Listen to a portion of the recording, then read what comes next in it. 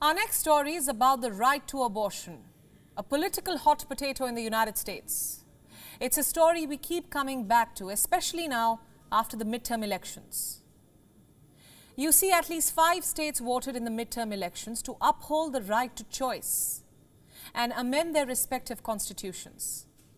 The victory was seen as the people's mandate on why abortion should be legal. It's barely been 2 weeks, and anti-abortion groups have kicked off another campaign.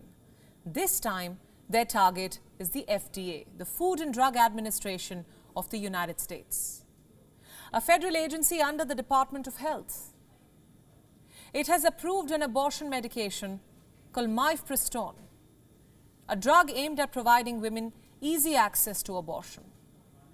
First, it was approved for in-person dispensing, and now it has been approved for delivery by mail as well.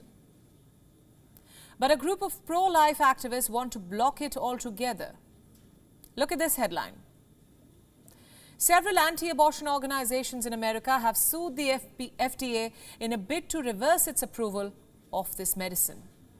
The suit has been filed at a district court in the state of Texas.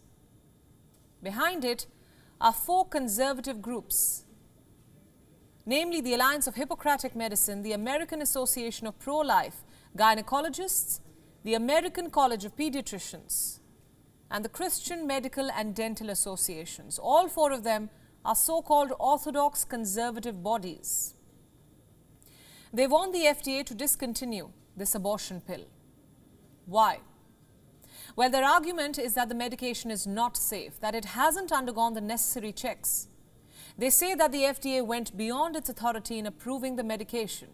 In other words, what they mean is that the FDA never studied the safety of the drug and ignored the potential impact that it can have on minors.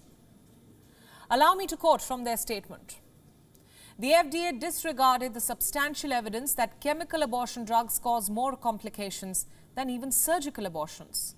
Since then, the FDA has not followed the science, reversed course, or fixed its mistakes, all to the detriment of women and girls. It's time for the government to do what it's legally required to do, protect the health and safety of girls and women. So what do these organizations want? They want the court to declare the drug unlawful and stop the FDA from dispersing it to potential clients. Has the FDA responded to this charge? Not yet. It says it doesn't want to comment on an ongoing litigation. Now here's the thing. This lawsuit against the FDA may or may not have ulterior motives, but it does raise some questions on the use of abortion pills. The biggest question being, how safe are anti-abortion pills? Most scientific papers and studies show that abortion pills are absolutely safe.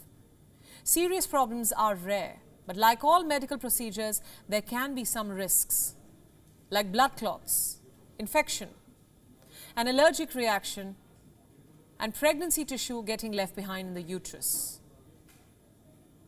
So does Mifepristone run these risks? Not really. According to a study, this abortion medication is effective with a safety record of over 99%. Next question. How common is the use of abortion pills in the United States? According to research, over 54% abortions in the US are done through such pills. 54%.